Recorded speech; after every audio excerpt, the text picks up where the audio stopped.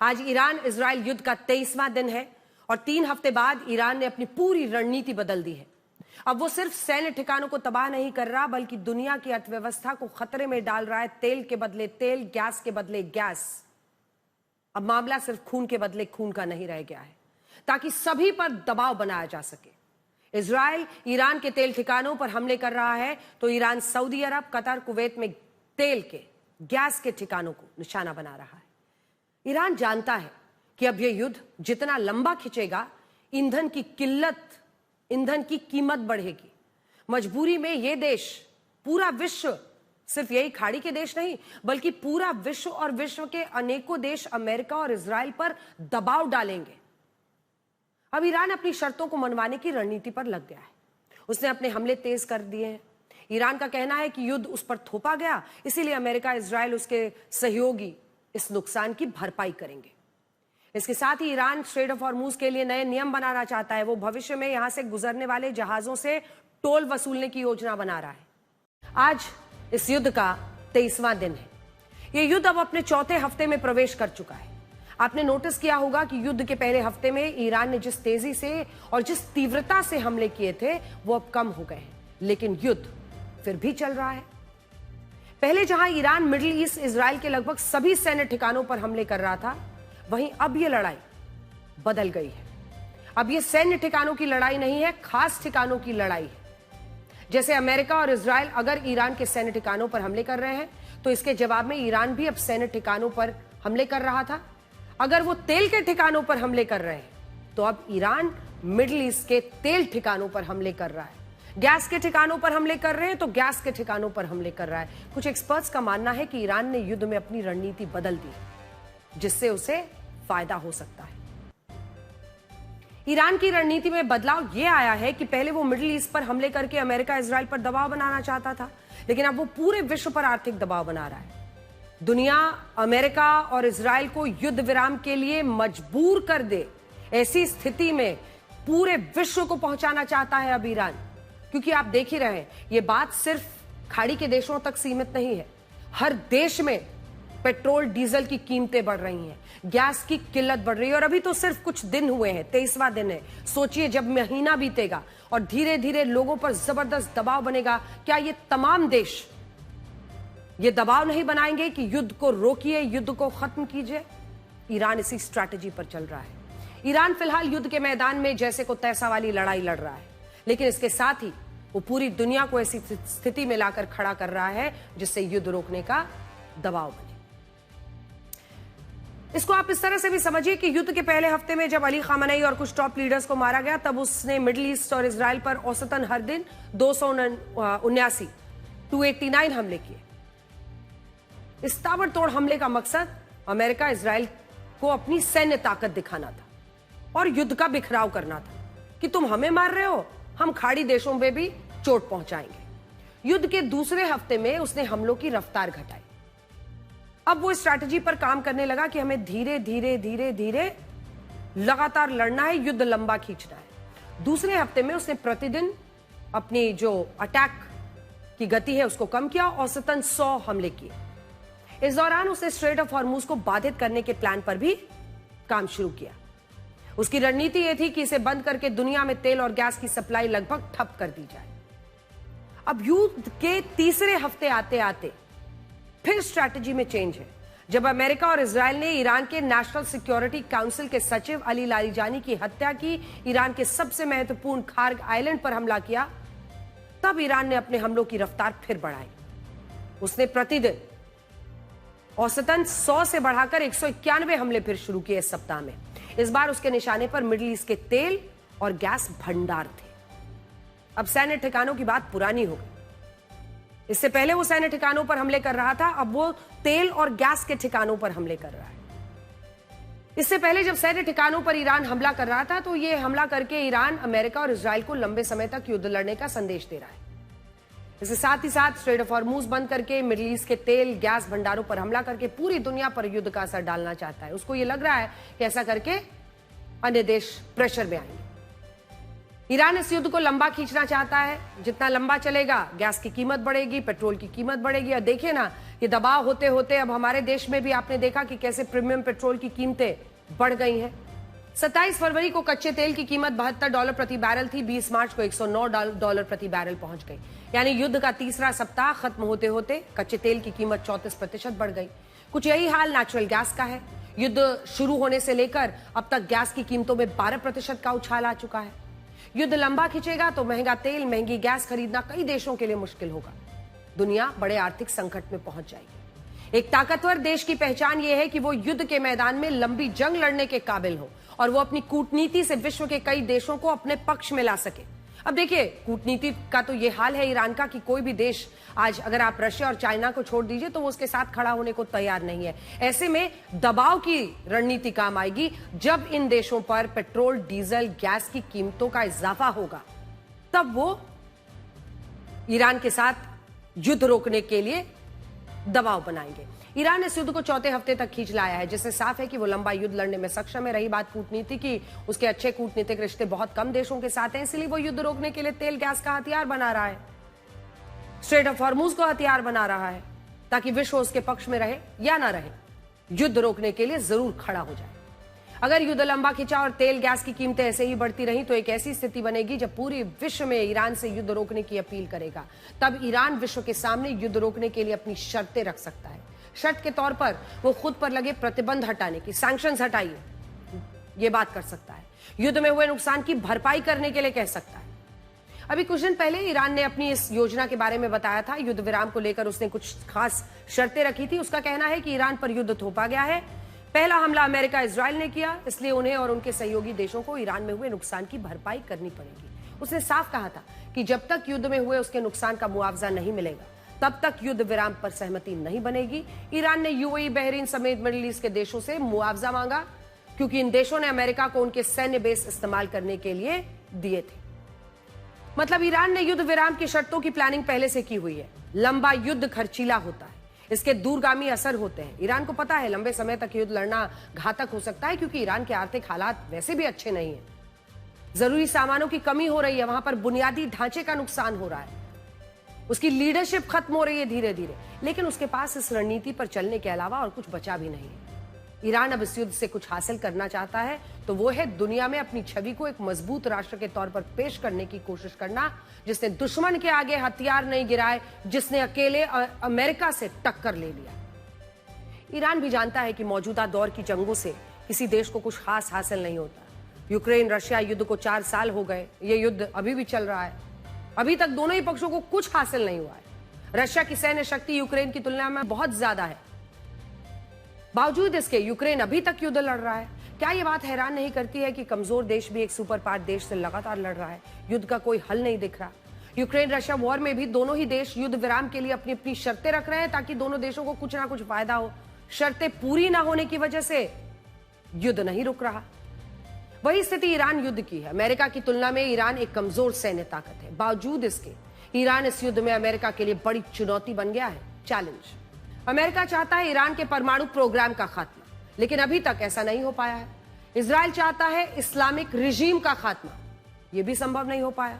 Iran भी अब चाहता है कि उसके अनुसार नुकसान की भरपाई हो, और नुकसान की भरपाई के साथ साथ उसके प्रति हो रहे आर्थिक भेदभाव को खत्म किया जाए।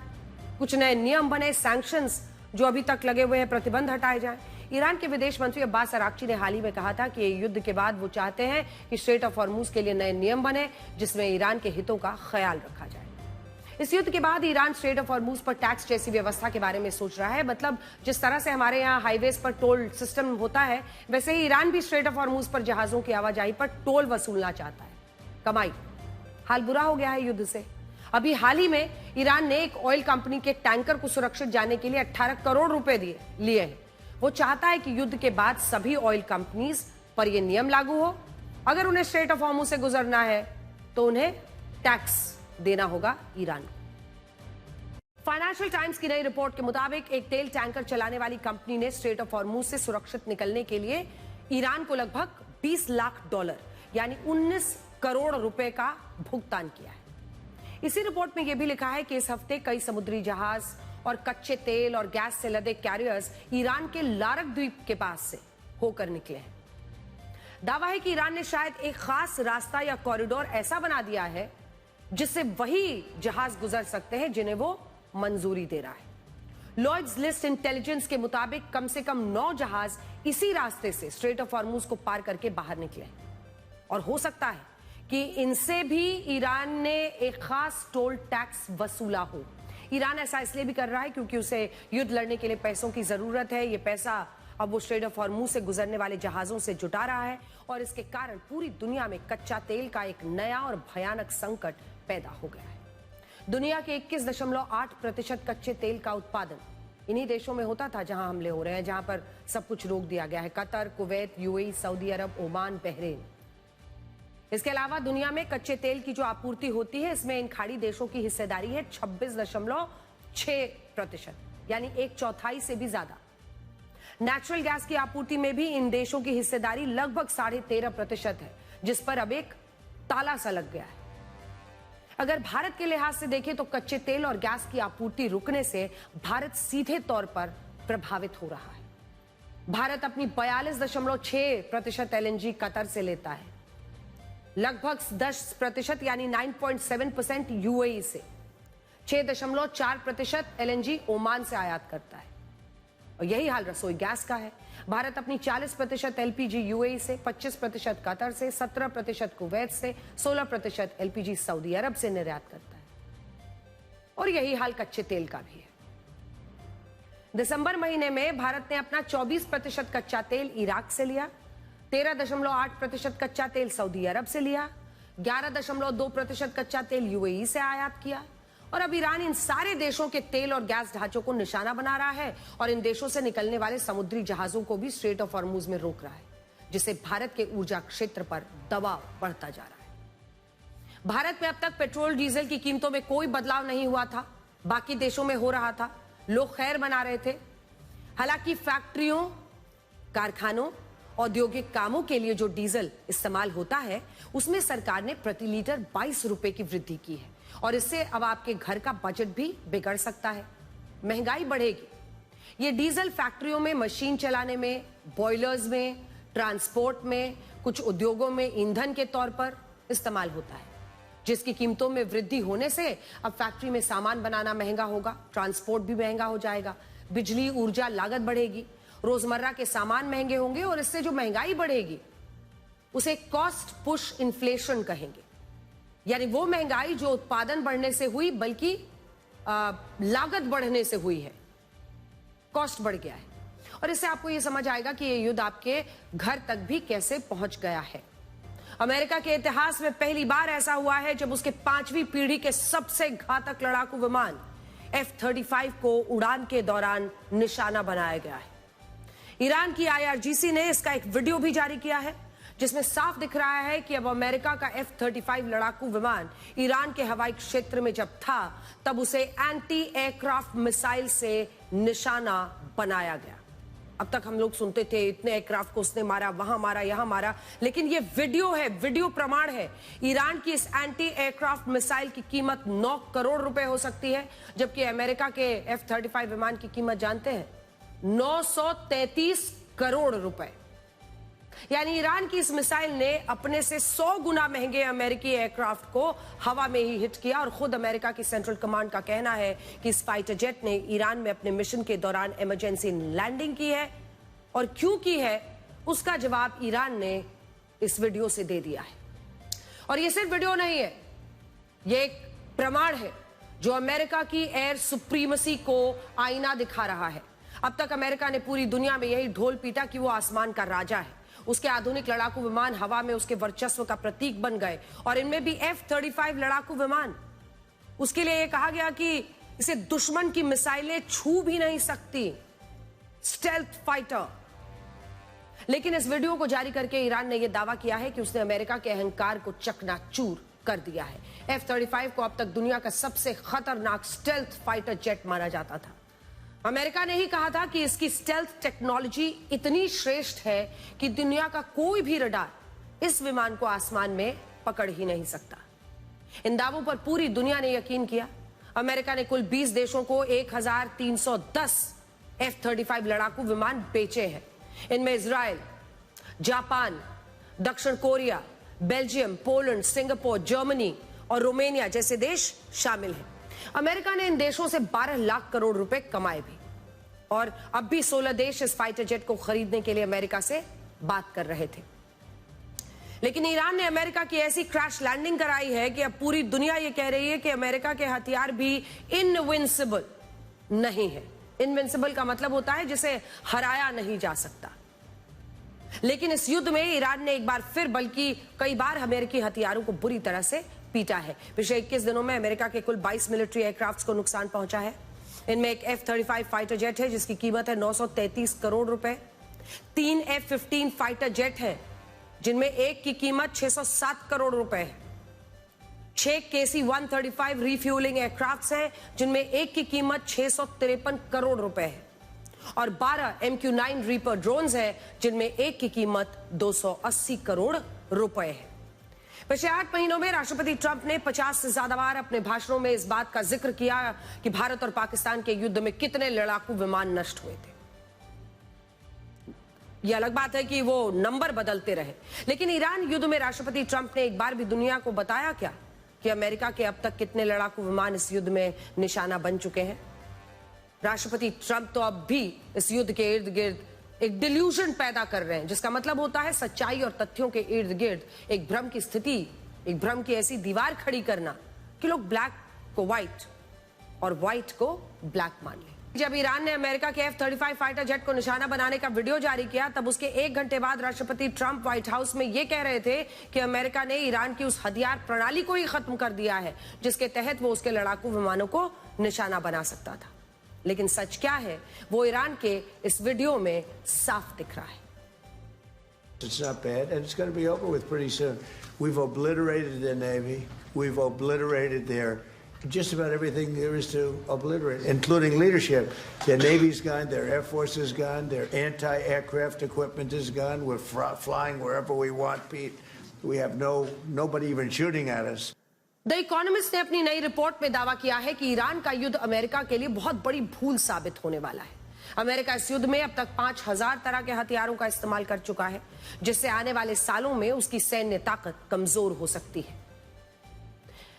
ईरान पर अमेरिका के तेज रफ्तार हमलों में उसके हजारों precision munitions, missiles, air defence interceptors खर्च हो रहे हैं, और इससे अमेरिकी हथियारों के भंडार खाली होते जा रहे हैं, जिन्हें भरने में लंबा समय लग सकता है। मतलब यह है कि ईरान पर गिरते बम सिर्फ उसे नहीं झुलसा रहे, बल्कि वो अमेरिकी हथियारों की क्षमता को भी धीरे धीरे क्षीण कर रहे हैं। और अब तो पेंटागन ने इस युद्ध के लिए $200 बिलियन यानी 19 लाख करोड़ रुपए के अतिरिक्त बजट की मांग की है। और यह भी तब हो रहा है जब अमेरिका का राष्ट्रीय कर्ज पहली बार बढ़कर $39 ट्रिलियन को पार कर गया है। यानी अमेरिका की कुल अर्थव्यवस्था $30.6 ट्रिलियन की है, और उसका कर्ज इससे कहीं ज्यादा $39 ट्रिलियन का हो गया है। ये आंकड़े बता रहे हैं कि अमेरिका इस युद्ध में बुरी तरह फंस चुका है, और ईरान ने भी ठान लिया है कि वो अब आसानी से अमेरिका को इस युद्ध से बाहर नहीं निकलने देगा।